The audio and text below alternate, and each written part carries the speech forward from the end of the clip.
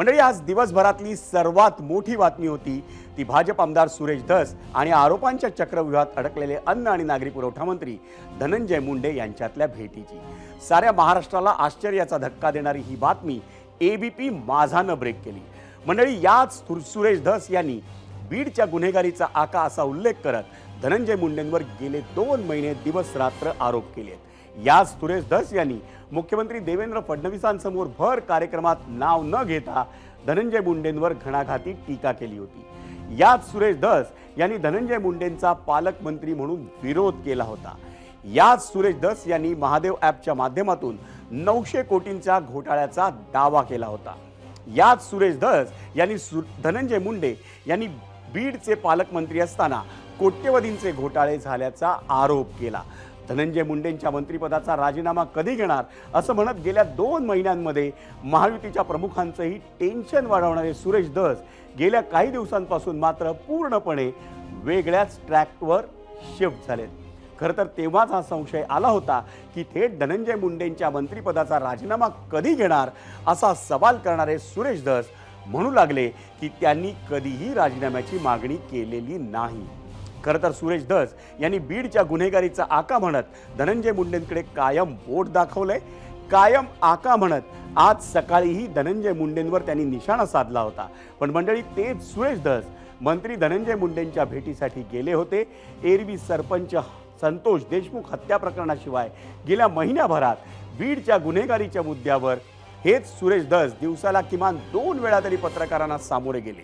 त्यांनीच धनंजय मुंडेंची भेट घेतली। इतकंच नाही तर सुरेश धस हे धनंजय मुंडेंच्या घरीही पोहोचले। त्यांच्यामधल्या भेटीची ही बातमी सर्वात आधी तुमचं हक्काचं व्यासपीठ असलेल्या एबीपी माझानं दाखवली। आणि आता त्यात आणखी एक कमाल म्हणजे ही भेट भाजपचे प्रदेशाध्यक्ष चंद्रशेखर बावनकुळेंच्या मध्यस्थीनं झाल्याचा दावा जो सर्वात आधी सामाजिक कार्यकर्त्या अंजली दमानिया यांनी एबीपी माझाशी बोलताना केला आणि तोच दावा बावनकुळेंनीही मान्य केलाय। त्यानंतर बावनकुळेंनी आणखी काय काय वक्तव्य केलं आणि धनंजय मुंडेंसोबतच्या भेटी संदर्भात दस्तूर खुद्द सुरेश धस यांनीही काय वक्तव्य केलं आपण ते आधी पाहूया। धनंजय मुंडे आणि सुरेश धस यांची भेट मुंबईमध्ये झाली आणि ती बावनकुळेंनी घडून आणली अशा प्रकारचा अंजली दमानिया म्हणतात। नाही, बरोबर आहे ना। मी माननीय धनंजय मुंडे आणि माननीय सुरेश धस यांच्यासोबत 4-4.5 तास सोबत होतो। त्यांचे मतभेद आहे, मनभेद नाही आहे। ते दोघंही इमोशनल आहे खूप आणि थोडे मतभेद आहे काही विषयावर। त्या विषयाचे मतभेद लवकर दूर होतील। शेवटी माणसाच्या जीवनामध्ये काळ असा असतो, काळ काही मतभेद दूर करत असतं। काही काळाने एकनाथ धनंजय मुंडे आणि सुरेश धसचे मतभेद दूर होतील। तुम्ही भेट घालून दिली आहे, हे खरं आहे? नाही, भेटलेच ना माझ्याकडे। मी अध्यक्ष आहे पक्षाचा आणि पक्षाचा अध्यक्ष म्हणून माझ्याकडे धनंजय मुंडेचं ते काही ते तारीख आवश्यक नाही आहे। पण मी पक्षाचा अध्यक्ष आहे, भारतीय जनता पार्टीचा अध्यक्ष मी असल्यामुळं आणि धनंजय मुंडेंचे माझ्या मागच्या भारतीय जनता पार्टीच्या प्रवासापर्यंत धनंजय मुंडेजींनी माझ्यासोबत काम केलं आहे। त्यामुळं धनंजय मुंडे आणि सुरेश धसची भेट आहे की पारिवारिक भेट झाली आहे। 4.5 तास भेट होती। माझा आणि बावनकुळे साहेबांची आता भेट होईल। तुम्ही बावनकुळे साहेब आणि माझी आता भेट होईल। बावनकुळे साहेब असं म्हणाले, हे साफ चुकीचं आहे। बावनकुळे साहेब असं म्हणाले की माझी धनंजय मुंडे आणि धस यांची 4.5 तास हे तुम्ही त्यांनाच बोला, मला विचारू नका। मंडळी, बावनकुळे आणि सुरेश धस या दोघांनाही तुम्ही बोलताना ऐकलंय। पण सुरेश धस आणि धनंजय मुंडे यांच्यामध्ये एकदा भेट झाली की 2 भेटी झाल्या त्यांच्यात, हाही एक संशयाचा विषय आहे। कारण तुम्ही बावनकुळे आणि धस यांची प्रतिक्रिया नीट ऐकली तर दोघांनी सांगितलेल्या भेटींचे संदर्भ जरा वेगवेगळे होते आणि 2 वेळा भेट झाल्याचं दस्तूर खुद्द सुरेश धस यांनी स्पष्ट केलं। संध्याकाळी 5 वाजता सुरेश धस यांनी ज्या भेटीचा उल्लेख केला ती आणि बावनकुळेंनी सांगितलेली भेट वेगवेगळी असल्याचं संध्याकाळी 7:30 वाजता म्हणजे अवघ्या काही मिनिटांपूर्वी सुरेश धस यांनी पत्रकार परिषद घेऊन सांगितलं आणि त्यात त्यांनी 2 भेटी झाल्याचं स्पष्ट केलं। मी क्लिअर कट सांगितलं, हे 2 वेगळ्या भेटीच्या बरं का। माननीय प्रदेशाध्यक्ष यांनी जे सांगितलेलं आहे ते प्रदेशाध्यक्षांच्या इथं मला स्वतःला त्यांनी जेवायला बोलवलं होतं। मी गेलतो अचानकपणे त्यावेळेस धनंजय मुंडे साहेब तिथं आले आणि आमच्यात अर्धा तास चर्चा झाली. प्रदेशाध्यक्ष माझ्यापेक्षा खूप मोठे आहेत, त्यांच्याकडून सांगण्यामध्ये काही झालं असेल, परंतु त्यांनी आम्हाला हे मिटतंय का अशा प्रकारचं वाक्य वापरलं होतं. मी क्लिअर कट त्यावेळेस सांगितलं बाकीच्या बाबतीत, आणि तेही बोलताना तेच बोललेत, तुम्ही नीट ऐका, मनभेद नाहीत मतभेद आहे. मतभेद आहेतच ना. मंडळी, आज संध्याकाळी एबीपी माझानं सुरेश धस आणि धनंजय मुंडे यांच्या भेटीची बातमी ब्रेक केली आणि त्यानंतर या संदर्भात प्रत्येक क्षणाला धस आणि धनंजय मुंडेंच्या भेटीवरून नवीन नवीन अपडेट्स येत आहेत. पण ही बातमी जेव्हा आली तेव्हा धनंजय मुंडेंच्या कार्यालयाकडून भेट झाल्याची गोष्ट नाकारण्यात आली आणि जेव्हा बावनकुळेंनी भेट झाल्याचं स्पष्ट केलं तेव्हा आम्ही पुन्हा एकदा धनंजय मुंडेंशी संपर्क साधला, पण संध्याकाळी 7 वाजेपर्यंत तरी मुंडेंच्या कार्यालयाकडून कोणतंही उत्तर आलेलं नव्हतं. ही गोष्ट एकीकडे, पण दुसरीकडे धनंजय मुंडेंसाठी आजचा दिवस हा प्रमोशनचा दिवस ठरलाय. कारण अजित पवारांनी राष्ट्रवादी काँग्रेस पक्षाच्या राजकीय वाटचालीविषयी संघटनात्मक आणि धोरणात्मक निर्णय घेण्यासाठी एका कोर ग्रुपची स्थापना केली आहे आणि त्या कोर ग्रुपमध्ये धनंजय मुंडेंची वर्णी लागली आहे. बीड प्रकरणात गेल्या 2 महिन्यात घडलेल्या घटना पाहता भाजप आमदार सुरेश धस यांनी धनंजय मुंडेंना जोरदार टार्गेट केलं होतं. धनंजय मुंडेंविरोधात बीड जिल्ह्यात कधी नव्हे अशी सर्वपक्षीय एकजूट झाल्याचंही पाहायला मिळालं. आरोपी वाल्मिक कराड असला तरी टार्गेट होते ते मंत्री धनंजय मुंडे. पण अगदी पहिल्या दिवसापासून अजित पवारांनी एकच गोष्ट स्पष्ट केली, ती म्हणजे जर धनंजय मुंडे दोषी असतील तरच कारवाई होईल. बीड जिल्ह्याच्या पालकमंत्रीपदाचा वाद जेव्हा निर्माण झाला तेव्हा अजित पवारांनी ते पदही आपल्याकडे ठेवणं पसंत केलं. इतकंच नाही तर सुरेश धस यांनी मुंडेंवर केलेल्या भ्रष्टाचाराच्या आरोपांनंतरही अजित पवारांनी कोणताही मोठा निर्णय घेण्याची गडबड केली नाही. उलट आज तर अजित पवारांनी मुंडेंना थेट पक्षाच्या कोर कमिटीत आणलं. दादांच्या याच निर्णयावर आहे आपला आजचा प्रश्न आणि तोच पाहण्यासाठी जाऊयात पोल सेंटरला. पाहूयात आपला आजचा प्रश्न काय होता. आपला आजचा प्रश्न, राष्ट्रवादी काँग्रेसच्या कोर कमिटीत धनंजय मुंडेंना स्थान देऊन अजितदादांनी बीड प्रकरणात एका प्रकारे क्लीन चिट दिली आहे असं वाटतं का? होय आणि नाही असे 2 पर्याय या प्रश्नावर आम्ही आपल्याला दिलेले होते. म्हणजे काय मंडळी, ज्या सरपंच संतोष देशमुखांच्या हत्येनंतर सुरू झालेला हा सगळा राजकीय अंक सुरेश धस विरुद्ध धनंजय मुंडे अशा वळणावर पोचला होता ना, आणि धस मुंडे भेटीनंतर त्या दोन्ही नेत्यांमधला संघर्ष संपलाय का असाही प्रश्न आता निर्माण होतोय. त्यासह बीड प्रकरणातील अनेक मुद्द्यांवर चर्चा करण्यासाठी आपल्यासोबत असणार आहेत बीडचे खासदार बजरंग सोनावणे, अजित पवारांच्या राष्ट्रवादीचे मुख्य प्रवक्ते आनंद परांजपे आणि काही मिनिटांमध्ये मराठा आंदोलक मनोज जरांगेही आपल्यासोबत असणार आहे. या सगळ्यांची चर्चा आपण करणार आहोत. पण त्याआधी आणखी एक महत्त्वाची गोष्ट म्हणजे मसाजोगचे सरपंच संतोष देशमुख यांचे बंधू धनंजय देशमुखांनी गंभीर आरोप केला आहे. संतोष देशमुख हत्याकांड प्रकरणातली जी बी टीम आहे त्या बी टीमवर कधी कारवाई करणार असा सवालही त्यांनी केला आहे. दुसरी एक बी टीम या संदर्भात काम करत असल्याचा आरोप करून धनंजय देशमुखांनी डॉक्टर सुभाष वायबसे, बालाजी तांदळे, संजय केदार आणि मोराळेंचं नाव घेऊन त्यांच्यावर कारवाई कधी करणार असा प्रश्न प्रशासनाला विचारलाय. इतकंच नाही तर आता जेव्हा सुरेश धस आणि धनंजय मुंडे यांच्या भेटीची बातमी आली तेव्हा धनंजय देशमुखांनी मनोज जरांगेंची भेट घेतली, त्यावरही आपण चर्चा करणार आहोत. पण त्याआधी टीम बी वरून जे आरोप प्रत्यारोप झाले ते आपण पाहूया.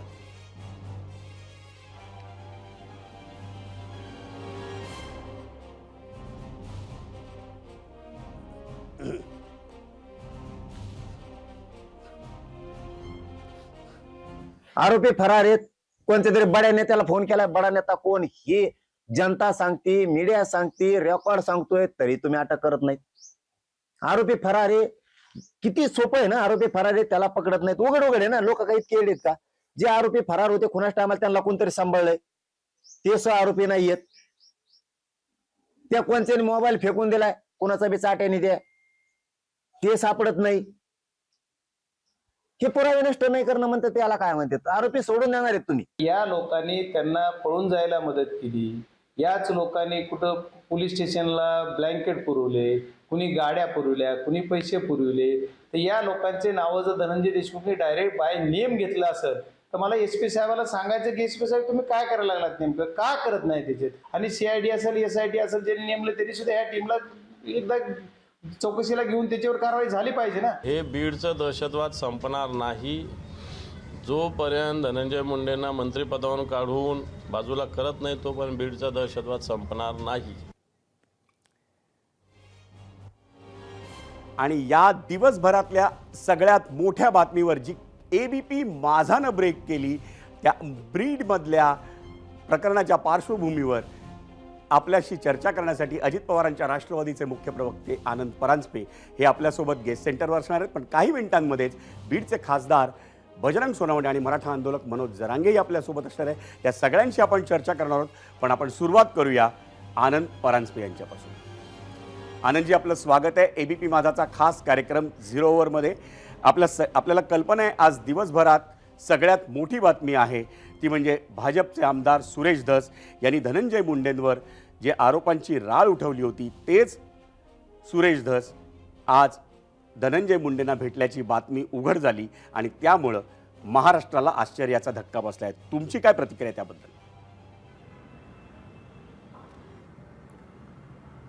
शेवटी सुरेश धस हे भारतीय जनता पार्टीचे ज्येष्ठ आमदार आहेत आणि जरी बीड जिल्ह्यामधील राजकीय विरोध त्यांचा गेले काही दिवस धनंजय मुंडे यांना होत असला तरी महायुतीमध्ये सहकारी पक्ष म्हणून जर ही भेट झाली असेल तर यात काही गैर आहे असं मला वाटत नाही. संवाद असणं ही चांगली गोष्ट आहे. त्यांनी त्यांची भूमिका ठाम ठेवणार आहेत असं मी नुकतंच मीडियावर ऐकलं, त्यांनी जी प्रेस कॉन्फरन्स घेतली. पण ती भेट झाली ही ABPनी सर्वात पहिले बातमी उघड केली. त्या भेटीमध्ये नेमकं काय झालं हे धस साहेबच सांगू शकतील, पण त्याची पुष्टी देखील भारतीय जनता पार्टीचे प्रदेशाध्यक्ष माननीय चंद्रशेखर बावनकुळे साहेबांनी केली. आणि या भेटीमध्ये भेट झाल्यानंतर देखील माझा राजकीय विरोध हा धनंजय मुंडेंना राहणार आहे अशा प्रकारची भूमिका सुरेश धस यांनी घेतली. एक भेट झाली ही त्यांच्या प्रकृतीच्या चौकशीसाठी आणि एक भेट झाली जी माध्यमांच्या तर्फे कळते ही माननीय प्रांताध्यक्ष बावनकुळे साहेबांच्या घरी. त्यामुळे याबद्दलची सविस्तर माहिती आहे सुरेश धस साहेबच देऊ शकते. पण या संदर्भात तुम्ही जे म्हणताय की महायुतीतले घटक पक्ष म्हणून प्रांताध्यक्ष किंवा प्रदेशाध्यक्ष यांच्या मध्यस्थीने ही भेट झाली त्यामुळे त्यात गैर नाही. पण एका विशिष्ट प्रकरणात महाराष्ट्रात मोठा त्याच्याविषयी क्षोभ निर्माण झाला आहे. मराठवाड्यातल्या जनतेच्या मनामध्ये तो क्षोभ आहे. आणि असं असताना ज्या माणसाने आरोप केलेत तोच माणूस धनंजय मुंडेंना जाऊन भेटतो त्यावेळी तुम्हाला एक सर्वसामान्य माणूस म्हणून आश्चर्य वाटत नाही का? ही पहिली गोष्ट. आणि दुसरी महत्त्वाची गोष्ट, ही जर भेट झाली आहे तर ही लपवावी असं का वाटलं? तेव्हापासून सांगितलं का नाही? ABP माझाने ब्रेकिंग न्यूज देईपर्यंत प्रदेशाध्यक्ष बावनकुळे पण थांबले का किंवा धस पण थांबले का की हो आम्ही भेटलो हे सांगण्यासाठी?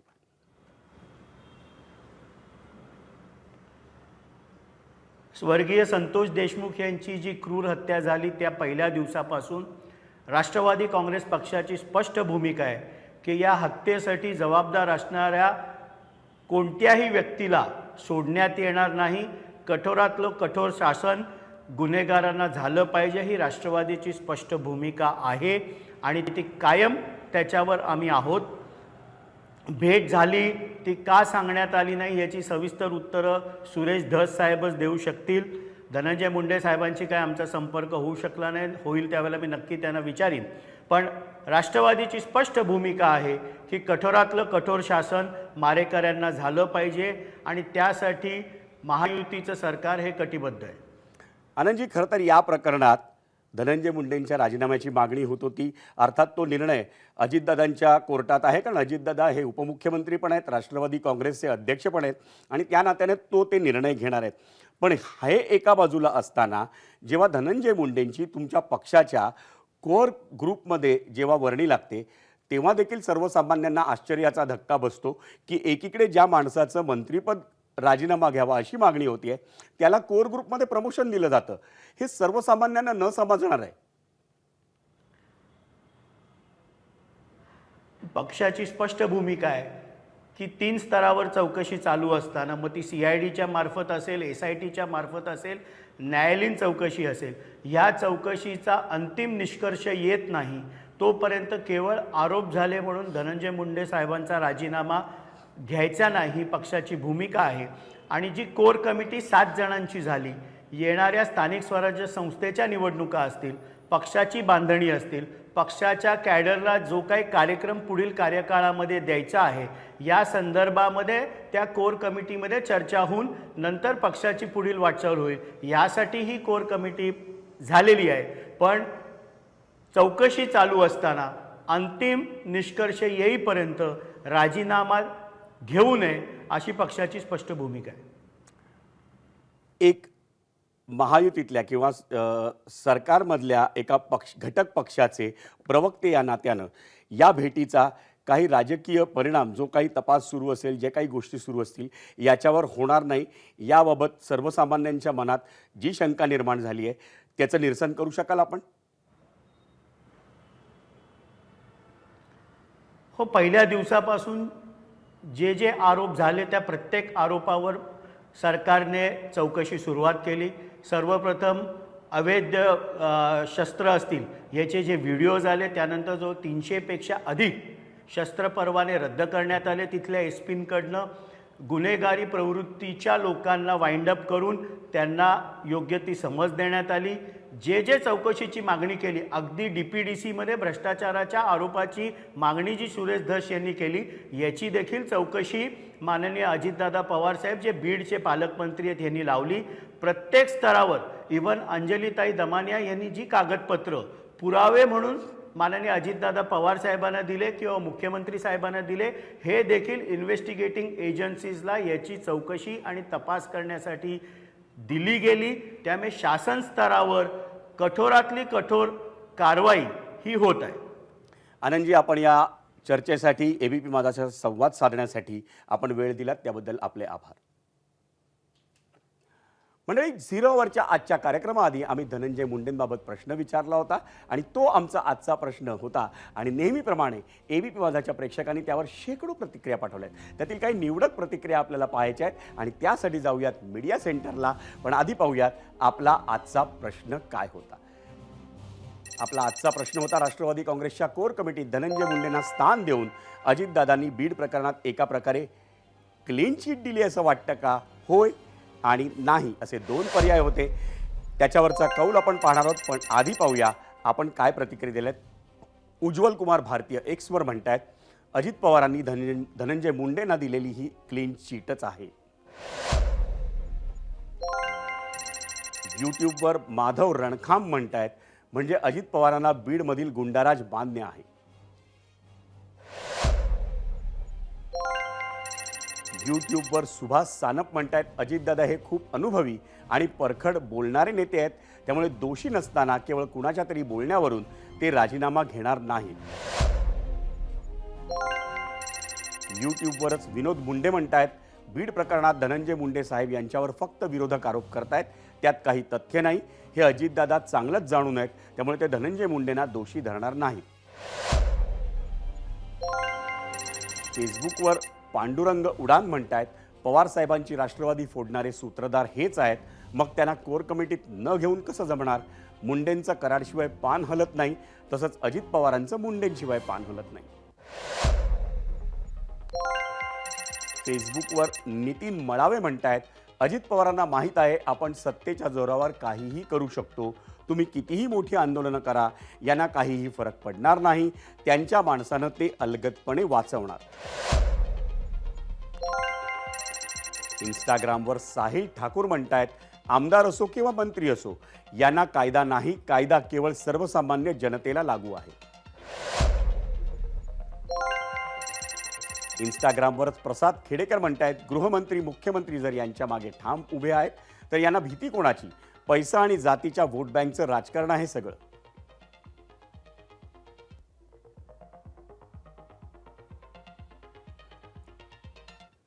आणि या संदर्भात आपण अधिक माहिती जाणून घेऊया आपला प्रतिनिधी कृष्णा केंडेकडून, जो आपल्या समवेत आता गेस्ट सेंटरवर आहे. कृष्णा, गेले 2 महिने तू या सरपंच संतोष देशमुख हत्या प्रकरणात जी बीडच्या परळीमध्ये असेल किंवा आष्टीमधले सुरेश धस असतील आमदार, यांनी जी आरोपांची राळ उठवली आहे त्याचं कव्हरेज करतोय. आणि तेच सुरेश धस आज जेव्हा ज्यांच्या विरोधात राळ उठवली ते अन्न आणि नागरी पुरवठा मंत्री धनंजय मुंडे यांना भेटायला जात असतील आणि ती बातमी एबीपी माझा ब्रेक करते, त्यावेळी पहिल्यांदा तर एबीपी माझानं ब्रेक केली म्हणून आपल्याला एक आपलं चॅनेल आहे, पण या बातमीनं आश्चर्याचा धक्का मराठवाड्याला कसा बसलाय?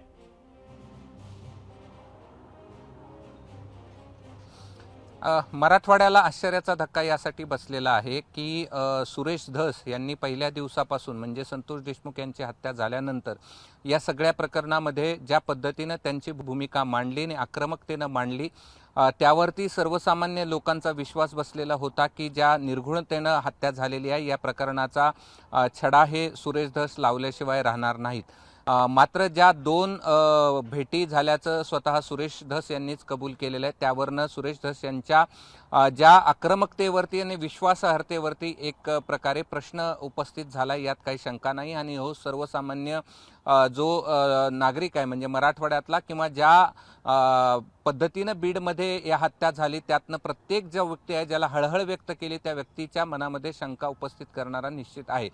हे भेटीची बाबत सांगताना सुरेश धस असं म्हणाले की ही भेट जी आहे ती बावनकुळेकडे अचानक झाली, मी गेलेलो होतो आणि ते तिथे उपस्थित होते. त्याबरोबर दुसरी भेट जी झाली ते असं म्हणतात की त्यांना ॲडमिट केलेलं होतं, भरणे मामा यांनी या सगळ्या प्रकरणामधली माहिती दिली आणि त्यानंतर मी भेटायला गेलो. मात्र या सगळ्या परिस्थितीमध्ये त्यांनी भेट घेणं हेच या ठिकाणी प्रश्न निर्माण करणार आहे. आणि त्यात बावनकुळेंनी जे सांगितलं की 4.5 तास आम्ही बसलो, म्हणजे 4.5 तास बसलो आणि सुरेश धस म्हणतात की अर्धा तास बसलो, पण ह्या अर्ध्या तासामध्ये निवळच काही गप्पा होणार नाहीत अशा प्रकारचं नाही.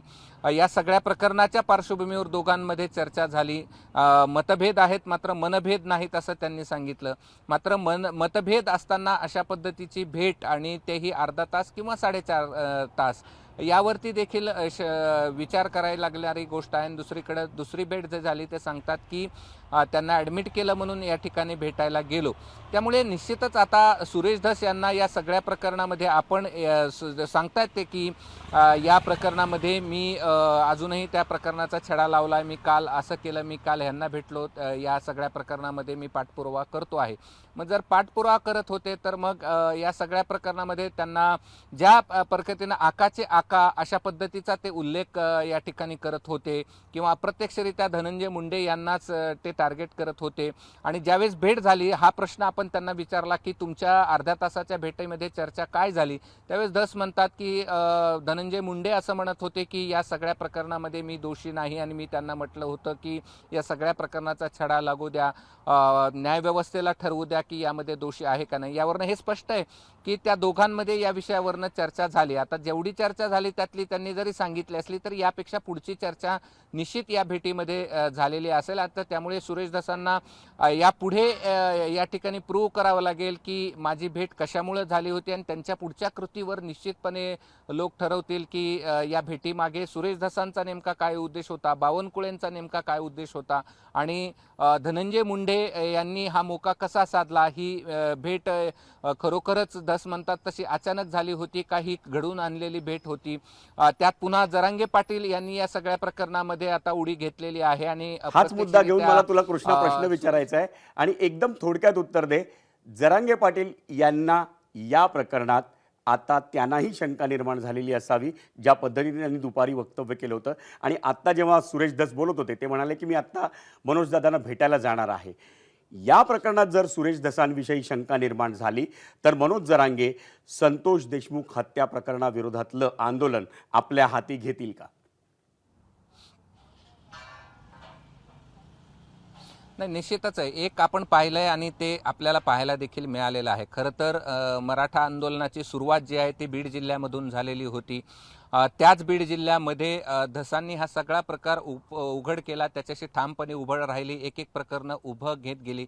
त्यामुळे धस की जरांगे अशा प्रकारची चर्चा जी आहे ती बीडपुरती किंवा मराठवाड्यापुरती किंवा एकीकडेच अशा प्रकारची सुरू झालेली होती.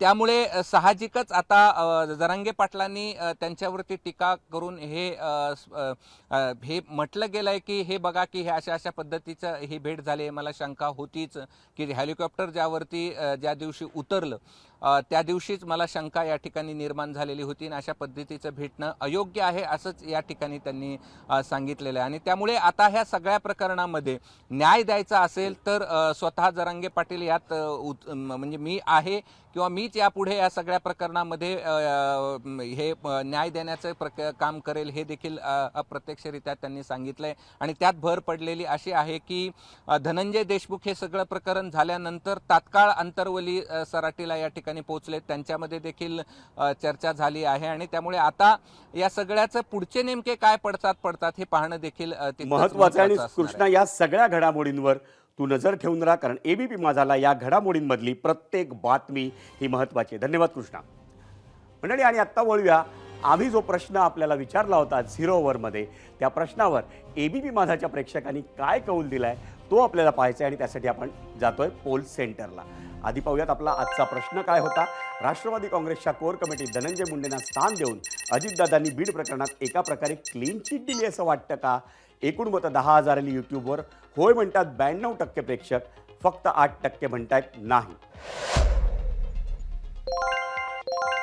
एक्सवर याच प्रकरणातला कौल आपण पाहतोय. 88% प्रेक्षक म्हणतायत होय, 12% प्रेक्षक म्हणतायत नाही. इंस्टाग्रामवरचा कौल आपण पाहतोय. 87% प्रेक्षक म्हणतायत होय, पण 13% प्रेक्षक म्हणतायत नाही.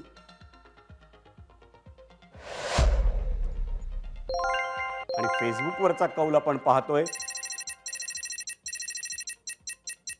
66% प्रेक्षक म्हणतायत होय, 34% प्रेक्षक म्हणतायत नाही. एबीपी माझा, उघडा डोळे बघा नीट.